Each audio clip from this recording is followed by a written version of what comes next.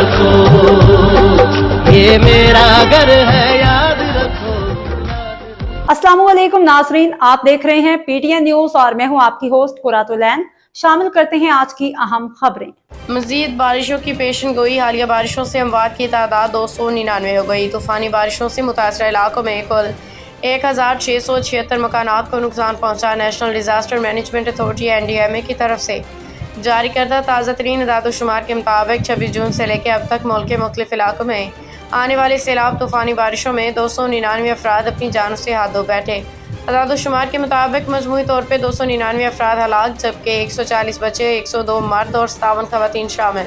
اسی طرح 715 زخمیوں میں 239 بچے، 204 خواتین، 272 مرد شامل. رپورٹ کے مطابق 26 جون کے بعد سے سیلاب و طوفانی بارشوں نے بڑے پیمانے پہ تباہی مچائی ہے جس سے متاثرہ علاقوں کی کل 1676 مکانات کو نقصان پہنچا ہے. ان میں سے 562 گھر مکمل طور پہ تباہ، 1114 کو جزوی نقصان. شدید موسم کی وجہ سے 628 مویشی کو نقصان جس سے مقامی کمیونٹیز پہ منفی اثرات مرتب ہوئے.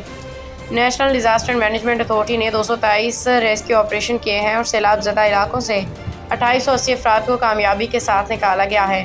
متاثرہ کمیونٹیز کی امداد کے لیے اتھارٹی نے 13,466 امدادی اشیاء بھی متاثرہ علاقوں میں تقسیم کی ہیں.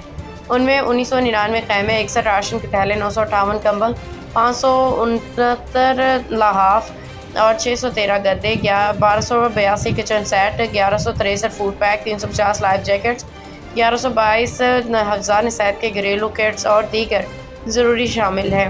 ملک بھر میں 71 میڈیکل کیمپ قائم جن میں اب تک 577 افراد کا علاج کیا جائے گا.